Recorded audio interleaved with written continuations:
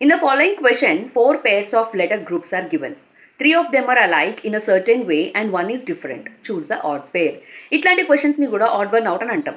And these questions are called odd one out letter comparison. ఇట్లాంటి questions వచ్చినాయి అంటే ఇంకా పండగే, ఎందుకంటే ఈ ఆప్షన్స్ చూడగానే తెలిసిపోతుంది ఆడ్ వన్ అవుట్ ఏంటి అనేది. ఆ ఆప్షన్స్ చూడండి ఒకసారి. A B C C B A, J K L K L J, XYZ ZYX, MNO ONM. So options are given in pairs.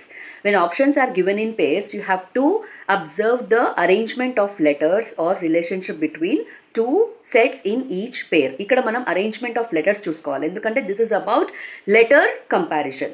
Option A చూడండి, ABCCBA. ఇక్కడ ఆప్షన్ చూడంగానే మనకు అర్థమైన విషయం ఏంటి, ఏబిసిని వాళ్ళు రివర్స్లో సిబిఏ లాగా రాసిరు. అట్లనే మిగతా మూడు కూడా రాసిరా లేదా చూద్దాం. జేకేఎల్ కేఎల్జే, కానీ ఇది రివర్స్లో రాయలేదు, ఎందుకంటే జేకేఎల్ని రివర్స్లో రాస్తే మనకి LKJ అని రావాలి, కానీ ఇక్కడ KLJ అని ఉంది.